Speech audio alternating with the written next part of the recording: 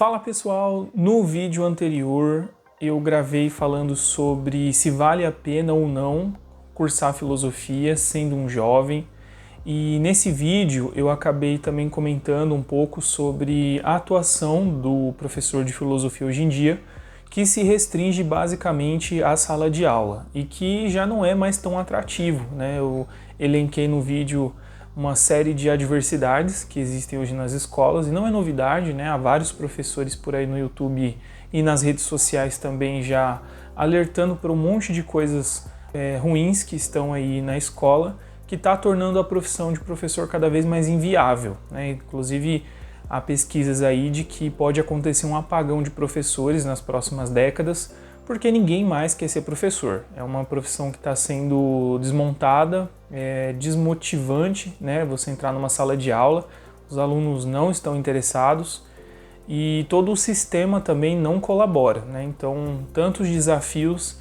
está gerando aí uma falta mesmo, uma carência de professores. Então, o vídeo anterior foi para explicar que se alguém, porventura, tenha o sonho de ser professor de filosofia, para construir junto com os alunos aulas legais, de debates, né, como se fosse lá na Grécia Antiga, eu dei uma desanimada nesse sonho, né? Bom, mas nesse vídeo eu não queria fazer um manifesto para pedir o retorno da filosofia e da sociologia como era antes da reforma do Temer.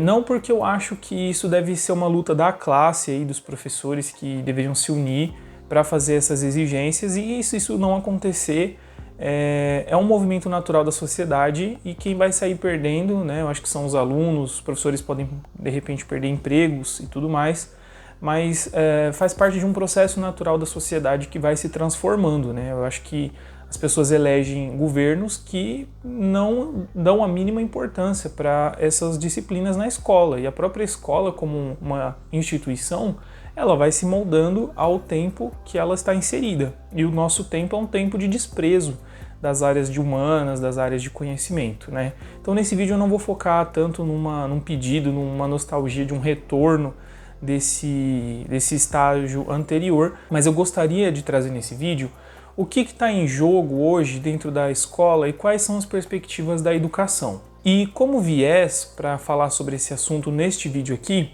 eu queria usar o livro Desaparecimento da Infância, do escritor, do pensador Neil Postman, né, na sua última edição ali de 1982. Bom, o Neil Postman tem como tese central a defesa de que a infância ela não é uma característica biológica, né, mas que ela é uma construção social que foi sendo montada a partir do tempo. Que sociedades pré-modernas, né, desde a Idade Média, ou as sociedades clássicas, como a grega e a romana e outras anteriores, não tinham ainda uma distinção muito clara entre o que é ser criança e ser adulto. Então, o primeiro ponto que a gente vai colocar aqui é a infância como uma construção cultural, né? Civilizações pré-modernas não tinham essa construção. E quando é que Neil Postman diz que começa a surgir essa ideia de infância? Ela começa a surgir principalmente a partir da invenção ou da propagação da prensa móvel, né? Ou seja, da possibilidade de imprimir mais, não imprimir, né? Mas fabricar livros, né? A gente vai ter aí como principal a invenção da prensa móvel do Gutenberg, na Alemanha, que possibilitou com que fossem divulgados, fossem escritos muito mais livros, né? Devido à facilidade com que essa máquina conseguia produzir livros, né? Então gerou-se todo um novo mercado consumidor de literatura e ao mesmo tempo também um novo mercado de escritores. Então, se na sociedade medieval a maioria das pessoas, tipo 90% das pessoas eram analfabetas, né, não sabiam ler, a partir do momento que o livro ele se torna popular e comum, você vai tendo uma distinção ali entre pessoas letradas e não letradas. Antes dessa divisão, crianças e adultos participavam dos mesmos círculos, né? Então imagina só, né?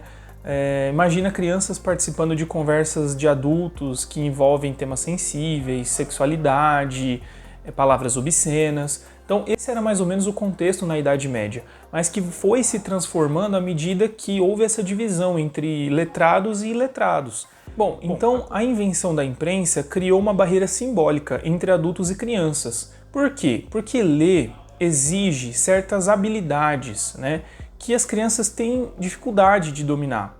A leitura envolve paciência, envolve tempo, envolve certos aspectos cognitivos, que hoje, né, com o entendimento que nós temos atualmente, a gente sabe que o cérebro da criança ele ainda não está completamente formado naquelas áreas do autocontrole, naquelas áreas de postergar recompensa.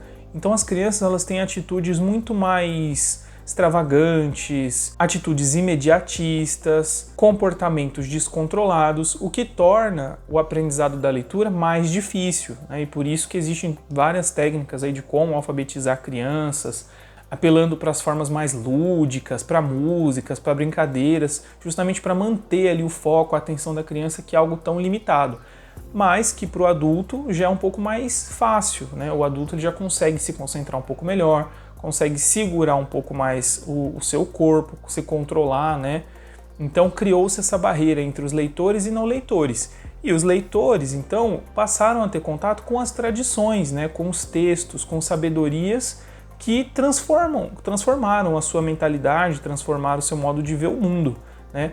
E aí vão surgindo essas divisões aí entre o que é o adulto sendo essa figura do mais sábio, do mais, portador de conhecimento, e da criança como um ser ainda em desenvolvimento, com potencial de aprendizado, mas que ainda não atingiu esse grau. Bom, num certo momento do livro, o Postman ele fala sobre o surgimento das mídias de massa, né, como o rádio e a TV no início do século XX.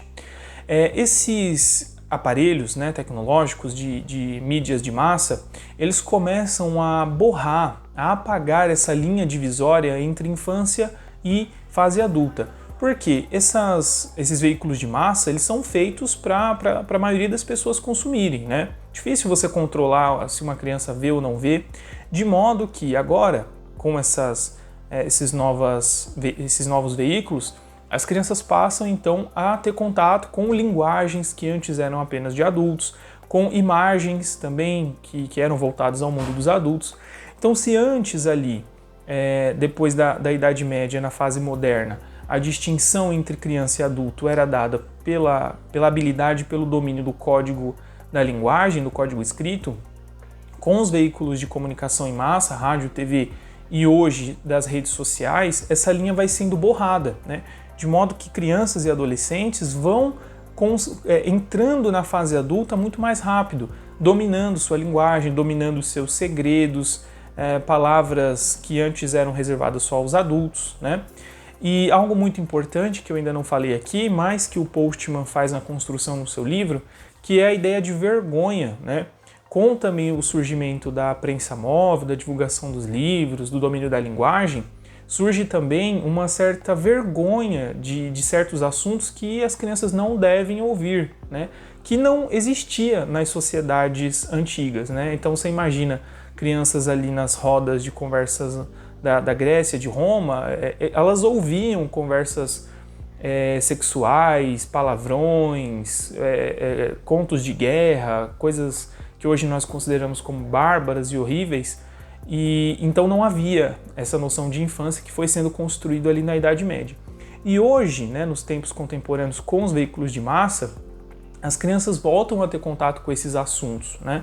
Então na internet, por exemplo, ela vai ter contato, né, as crianças vão ter contato com todo tipo de conteúdos sexuais, com palavras que nós julgamos de baixo calão, com conteúdos absurdos, conteúdos sangrentos, filmes e todo tipo de conteúdo voltado aí para o mundo adulto, mas que são consumidos pelas crianças, o que vai borrando essa linha imaginária. Tanto a televisão quanto as mídias digitais, né, elas não exigem nenhuma habilidade cognitiva, nenhuma habilidade refinada para ser consumida.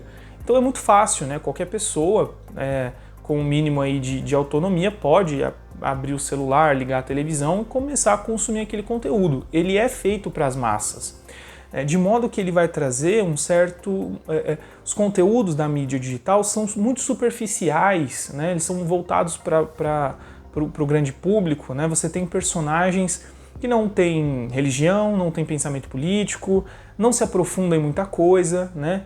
Então isso vai trazendo uma certa superficialidade, levando a criança ao mundo dos adultos e, inversamente, trazendo os adultos para o mundo infantil, né? É o que ele vai fazer uma dicotomia aí, que é a adultização da infância e a infantilização do adulto, que é produzido com esses meios de comunicação. Sem falar também que nessas mídias o principal meio de comunicação é a imagem. E a imagem ela consegue passar informações e conteúdos de uma maneira muito diferente do código escrito, né? Porque a imagem, de certo modo, ela é muito mais evidente, né? Ela é aparente e ela mexe muito mais com sensações do que com o processo cognitivo, né? Com o processo racional, direcionado, linear, do começo ao fim. Então a imagem ela é um pouco mais apelativa, ela é um pouco mais sensorial. E é por isso que, né, fazendo um paralelo, é por isso que a gente passa tanto tempo, às vezes, envolvido com as telas, porque a gente fica ali o tempo todo, né? Aquelas imagens são chamativas, a gente acaba ficando preso ali naquelas sensações prazerosas que causam, né? Como um jogo de azar que você vai, aliás, né? Como um caça-níquel que você vai rolando infinitamente e na esperança do que vai vir depois. Então isso tudo mexe com instintos primitivos nossos que apelam às nossas emoções muito mais do que à nossa razão. Bom, quais são os impactos disso na educação? Um dos primeiros vídeos que eu fiz aqui no canal foi Escola em Xeque, ou Educação em Xeque, onde eu questionava, né, o papel da escola na sociedade atual. Isso porque eu já venho percebendo há um tempo que a escola perdeu sentido, né? Professores, alunos, pais, ninguém sabe exatamente o que está fazendo ali. E lendo essa obra do Neil Postman, ou tomando conhecimento sobre algumas dessas teses, vai ficando mais claro para a gente, vai ficando mais evidente do porquê que a escola está perdendo sentido. Porque a função de pais e professores enquanto educadores vai se perdendo, né? Justamente porque vai se perdendo essa noção de infância, de criança como um ser em desenvolvimento, com uma capacidade de sabedoria menor do que a do adulto. Então, se essa fronteira, se essas linhas elas são retiradas, elas são borradas, a criança não vai mais ter respeito ou obediência ao mais velho, ao adulto, ao professor. Então, a ideia de escola como uma instituição de transmissão de saber, pelo menos no sentido clássico, ela deixa de existir. E aí vão surgir novas teorias pedagógicas. Não, então o professor vai ter o mesmo, nivelado com o aluno, né? Ambos estão ali aprendendo e aquela coisa toda. Só que isso bagunça a estrutura, porque ela foi desenhada para ser hierárquica. A figura do professor, enquanto alguém que estudou, que passou mais tempo dedicado ao domínio da língua escrita, da língua falada, etc., que vai transmitir esse saber para o infante, para a criança, para o aluno, né? Para que ele vá se desenvolvendo ali junto do professor. Mas se você perde essa linha, né? Se você torna horizontal a imagem do professor e da criança, então a escola não tem sentido, né? Ela não faz sentido. E aí, para finalizar, né, a gente tem uma ideia geral na sociedade de que é possível aprender tudo na internet. Basta ver um vídeo no YouTube, um tutorial, ou comprar um cursinho aí de 30 horas que você vai dominar qualquer assunto, inclusive pessoas prometendo milagres aí de ficar rico, de abrir lojinha online e sei lá mais o que. Então, nós aí enfrentamos uma grande crise epistemológica e principalmente uma crise institucional do papel da escola, até do papel da universidade, né, que parece estar deslocada do seu tempo, né, do seu espaço. Qual que é a função dessas instituições no mundo que parece não precisar mais dela, ou pelo menos na aparência, né? Já que essas fronteiras entre criança e adulto estão sendo cada vez mais desconstruídas. E aí pais e professores ficam perdidos, e crianças se tornam cada vez mais autoritárias, exigentes, intransigentes, né? E cria essa dificuldade enorme na criação dos filhos. Minha experiência como professor, às vezes nas reuniões, quando eu atendo os pais, né? A gente vai falar do comportamento da criança, né? E muitos pais falam, eu não sei o que fazer, né? Eu converso com ele, eu tento falar e tal. E aí, se o pai não sabe o que fazer com a criança, também não vai ser a gente que vai saber, né? Então, a maioria dos pais aí, dos educadores, está enfrentando uma dificuldade muito grande, né? de como educar os seus filhos, de como criar os seus filhos, de como dar um direcionamento, mas e aqui a ideia é pensar que não é um problema individual. É claro que tem pais e pais, né, pessoas que são mais preocupadas com isso e outras não, mas sobretudo é um problema sistêmico, é um problema, assim, de modo geral.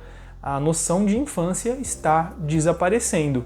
E a consequência disso é que, se continuar dessa maneira e nada for feito, né, se as redes sociais, os conglomerados de mídia não mudarem suas políticas, suas formas de monetização, de entrega de conteúdo, a gente vai ter, nos nossos tempos, nas próximas décadas, o desaparecimento mesmo da infância, né, do que nós hoje chamamos de crianças, aí dos 5, 6, 7, 8, 9 anos, convivendo e falando das mesmas coisas que os adultos, participando dos mesmos círculos dos adultos. E que tipo de mundo é esse? É um mundo pré-medieval, né? Um mundo que nós vamos, na verdade, ao invés de, talvez assim, no sentido positivista, andar para frente, a gente estaria andando para trás. Mas parece ser essa a tendência, né? E se a gente quer entender um pouco educação, escola, institucionalidade, criação de filhos, é bom a gente se atentar nisso, né? Sobretudo numa sociedade que, paradoxalmente, parece querer proteger tanto as crianças, né? Nunca antes foram criados tantos condomínios com grades, com muretas, para que essas crianças não tivessem acesso ao mundo lá fora, às drogas, aos perigos das pessoas marginais, etc. Então, se ao mesmo tempo a gente blinda tanto as crianças do mundo exterior, a gente deixa muito a desejar, dando a essas crianças acesso a todo tipo de mídia, de conteúdos inapropriados para a sua idade, que fazem com que elas se tornem adultas muito, muito antes do tempo devido, né? E também não incentivando ou privando elas do contato com a leitura, do contato com a linguagem escrita, que sim, exige, né, habilidades cognitivas e torna o leitor alguém muito mais capacitado, alguém cognitivamente, digamos, mais avançado, né? Então, são todas essas questões. Bom, vou ficando por aqui. Se você viu o vídeo até o final, eu agradeço. Se puder deixar seu like e deixa também nos comentários aí alguma dúvida que vocês venham a ter que possa virar tema para os próximos vídeos. É isso, gente. Forte abraço.